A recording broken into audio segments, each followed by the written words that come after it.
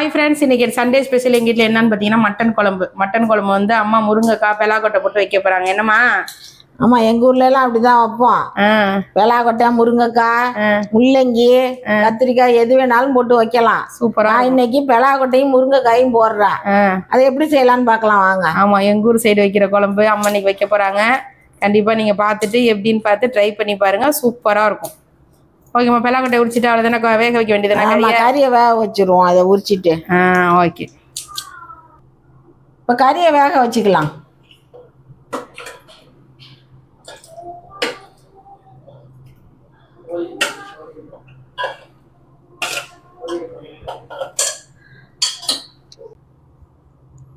இஞ்சி ஒரு துண்டு தட்டி வச்சிருக்கேன், அதையும் போட்டுக்கலாம். வெங்காயமும் ஒரு 4 தட்டி வச்சிருக்கேன், அதையும் போட்டுக்கலாம். இப்போ 3 தக்காளி போட்டுக்கலாம்.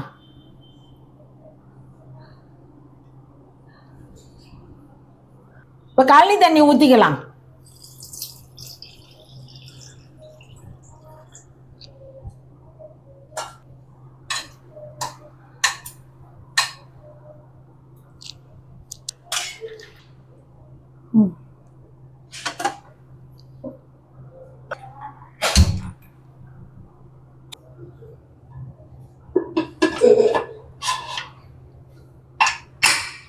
மூணு விசில் வச்சு நிறுத்திக்கலாம். அது விசில் வரட்டும். இப்போ புளி கொஞ்சம் ஊற வச்சுக்கலாம். இந்த அளவுக்கு ஊற வச்சுக்குங்க. இதுக்கும் கழனி தண்ணியே ஊற்றலாம்.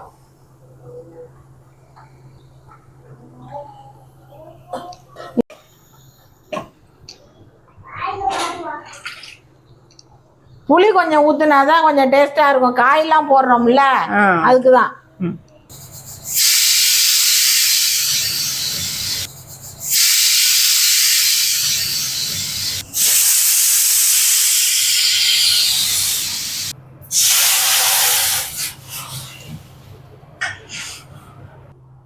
இப்போ தேங்காய் அரைச்சிக்கலாம். குழம்புக்கு ஒரு 4 பத்தா இருக்கும்.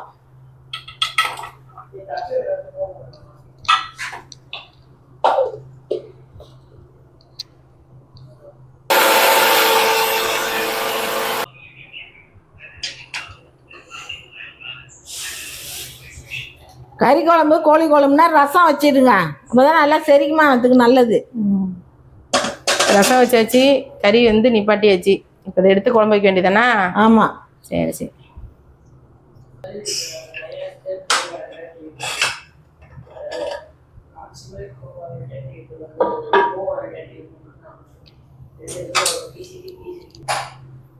கறி வெந்துருச்சு. இப்போ இதில் மிளகாத்தூள், மஞ்சள் தூள், காயெல்லாம் போட்டு வேக வைக்கலாம்.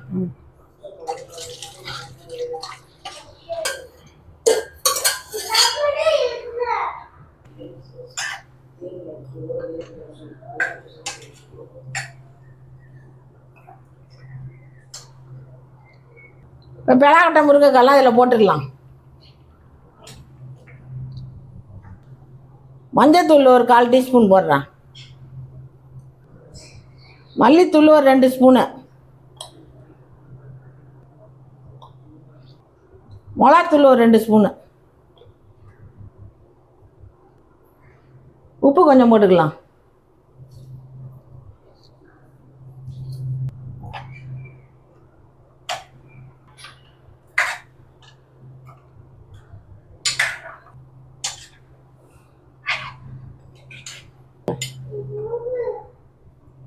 இப்போ காயெல்லாம் வேகட்டும். தண்ணி பத்தலைன்னா வெந்நீர் வச்சு ஊற்றுங்க. வெந்த கறியில் பச்சை தண்ணியை ஊற்றுனா மறுத்து போன மாதிரி இருக்கும். Okay okay. சூடு பண்ணி தான் கொதிக்க விட்டு தான் ஊற்றணும்.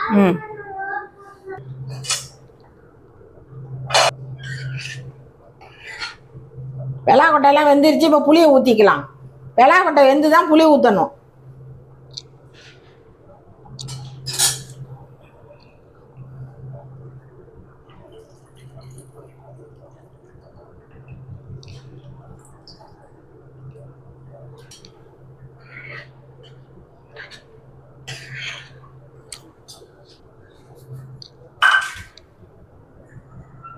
புளியெல்லாம் ஊற்றிட்டு வாயில் ஊற்றி பார்த்துட்டு புளிப்பு உரப்பு எல்லாம் இருக்கான்னு பார்த்துட்டு அப்புறமா தாளித்து ஊற்றுங்க. புளி பத்தலைனாலும் இன்னும் கொஞ்சம் ஊற்றிக்கலாம். தாளித்து ஊற்றிட்டு புளி ஊற்றக்கூடாது. புளி ஊற்றி ஒரு நிமிஷம் கொதிக்கட்டும், மூடி வைப்போம்.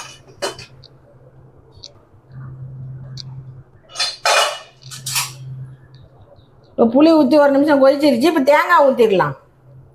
அப்புறம் தான் தாளிக்கணும்.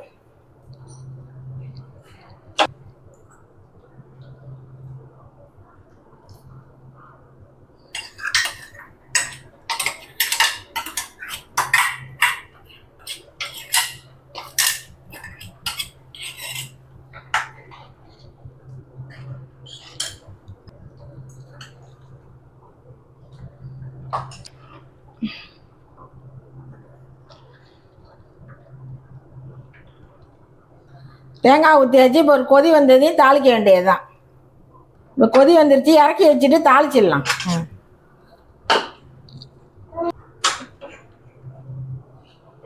இப்போ இதில் எண்ணெய் ஊற்றிக்கலாம்.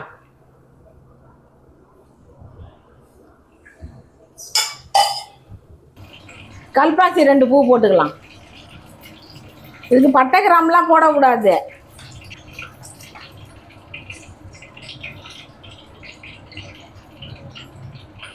சோம்புத்தூள் 1 ஸ்பூன் போட்டுக்குவோம்.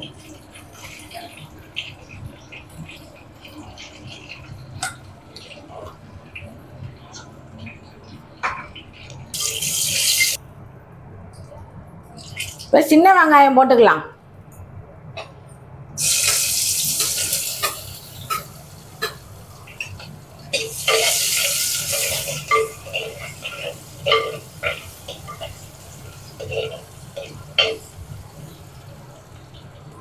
இப்போ மல்லிக்கருவேப்பிலை போட்டுக்கலாம்.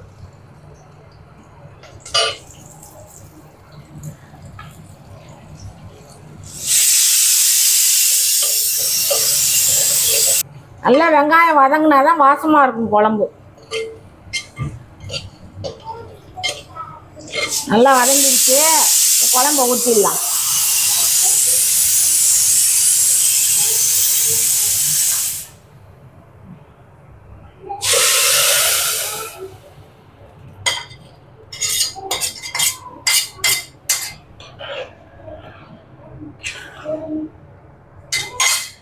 தாளிச்ச உடனே டப்புன்னு மூடணும். நம்ம தான் வாசம்லாம் உள்ளே இறங்கும். ஒரு 5 நிமிஷம் தாழ்த்தாள்னு கோச்சா ரெடி ஆகிடும். ஓகே. 5 minutes later.